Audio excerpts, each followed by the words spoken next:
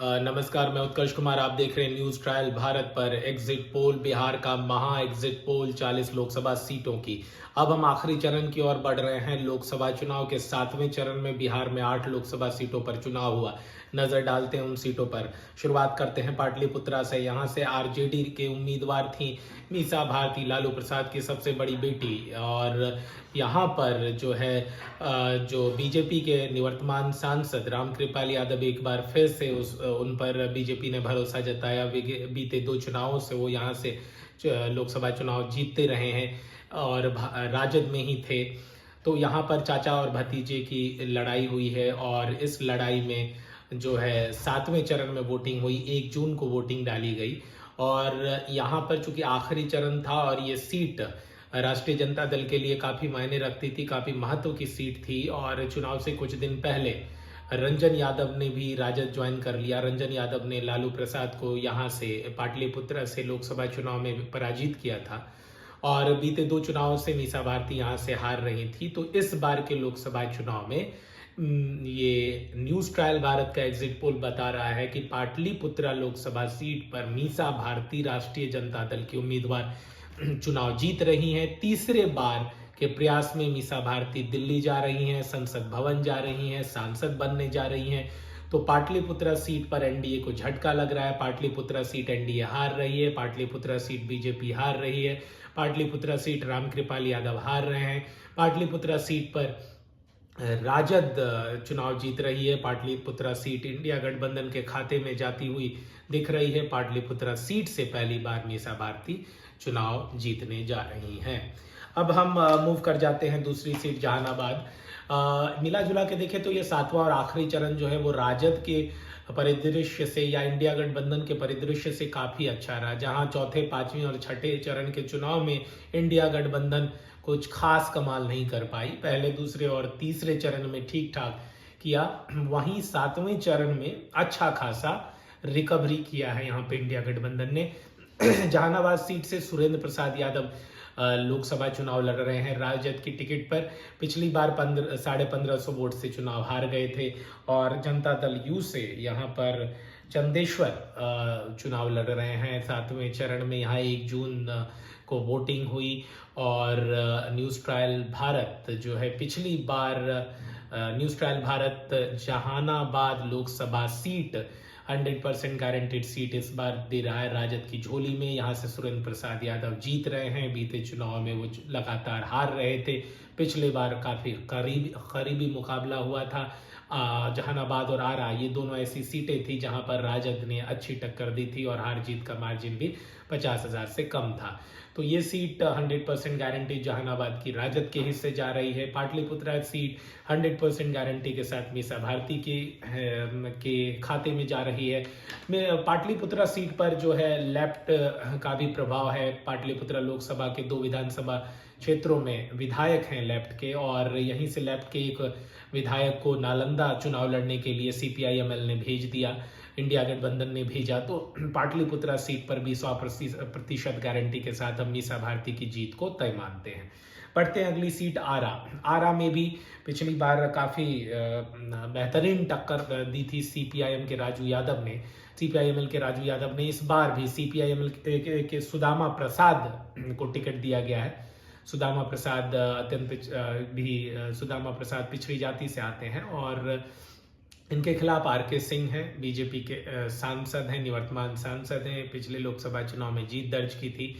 तो यहाँ पर कांटे की टक्कर हुई, बेहतरीन चुनाव हुआ। आरके सिंह ने ठीक ठाक काम किया है, लेकिन जो कार्यकर्ता हैं उनकी अनुपस्थिति दिखती है। और इस बार न्यूज ट्रायल भारत आरा की लोकसभा सीट बीजेपी से छीन के सीपीआईएमएल के खाते में डाल रहा है।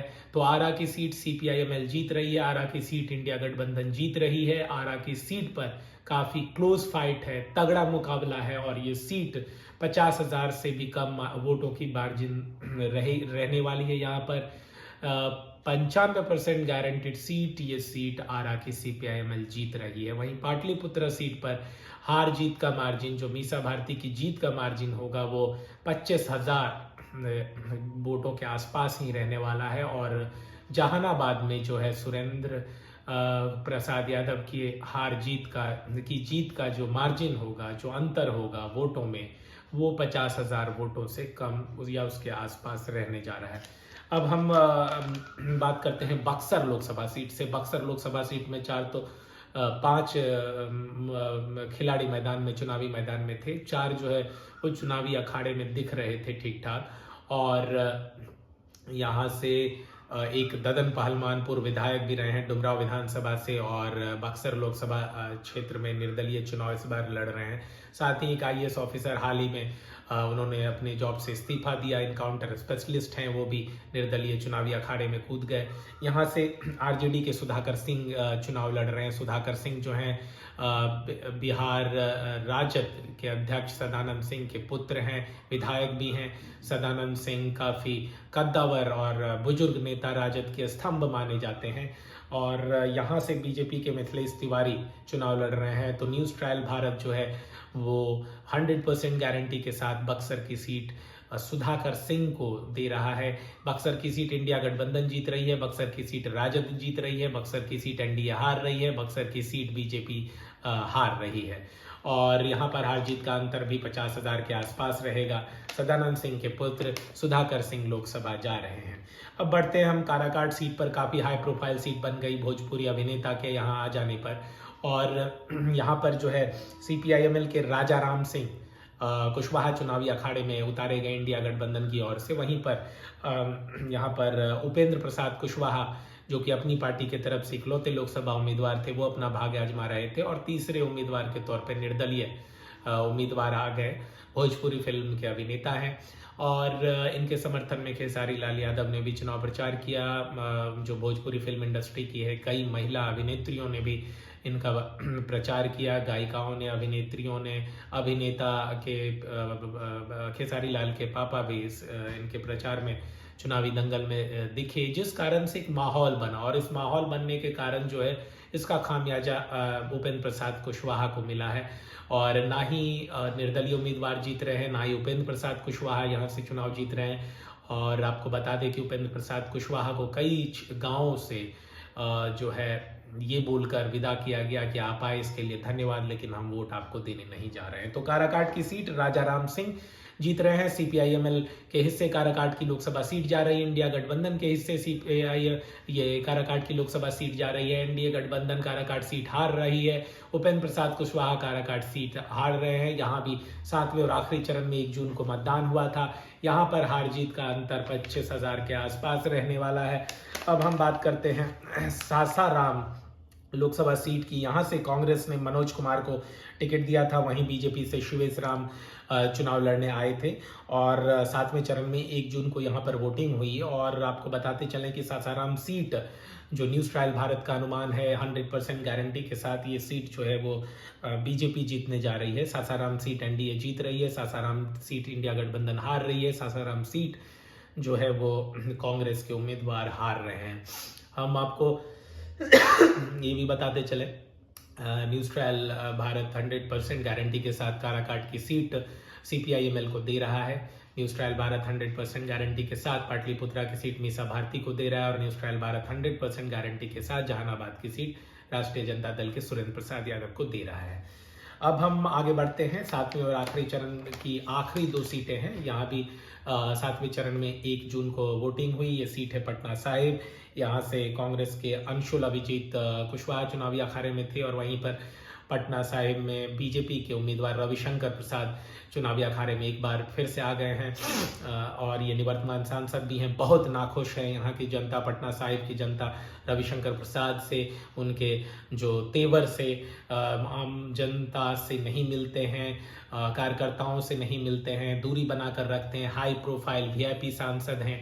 और फिर भी जो ये वोटिंग उन्हीं के फेवर में गया, मोदी के नाम पे गया, या वो क्षेत्र में जो एक तरह से वोटर की लामबंदी होती है, इस कारण पटना साहिब सीट एक बार फिर हम BJP के खाते में डाल रहे हैं। यहाँ से रविशंकर प्रसाद एक बार फिर से चुनाव जीतते हुए नजर आ रहे हैं। 100% guaranteed seat Patna Sahib seat NDA जीत रही है। पटना साहिब सीट जो है BJP जीत रही है। पटना साहिब सीट इंडिया गठबंधन हार रही है। पटना साहिब सीट कांग्रेस हार रही है। आखिरी लोकसभा सीट जो है वो नालंदा की। हम अब नालंदा सीट पर नजर डालते हैं। नालंदा सीट से सीपीआईएमएल के संदीप सौरभ, जो कि पटना लोकसभा क्षेत्र के एक विधानसभा से विधायक हैं, उनको सीपीआईएमएल ने इंडिया गठबंधन ने अपना उम्मीदवार बना के भेजा। और वहां के स्थानीय निवर्तमान सांसद कौशलेंद्र कुमार हैं, जो 7वें फेज में यहाँ भी 1 जून को वोटिंग हुई और कौशलेंद्र कुमार जो है एक बार फिर और अच्छे अंतर से चुनाव जीतने जा रहे हैं। न्यूज़ ट्रायल भारत 100% गारंटी के साथ नालंदा की सीट नीतीश कुमार के गृह क्षेत्र की सीट जनता दल यूनाइटेड को दे रही है। यहाँ से एनडीए गठबंधन जीत रही है, यहाँ से जनता दल यूनाइटेड जो है नालंदा सीट बचा रही है। फिर से नालंदा सीट इंडिया गठबंधन हार रही है, नालंदा सीट जो है वो सीपीआईएमएल हार रही है। तो ये थी बिहार की 40 लोकसभा सीटों का क्षेत्रवार, चरणवार और इंडिविजुअली भी एग्जिट पोल। बिहार का super exclusive exit poll news trial Bharat की तरफ से 40 की 40 लोकसभा सीटों पर, और एक समराइज, एक संगठित एग्जिट पोल हम डाल चुके हैं, आप उसे भी देख सकते हैं। अब तक अगर आपने न्यूज़ ट्रायल भारत को सब्सक्राइब नहीं किया है तो तुरंत सब्सक्राइब करें, लाइक करें, शेयर करें और अपना मत भी रखें, कमेंट भी करें। हमारे साथ बने रहने के लिए आपका धन्यवाद।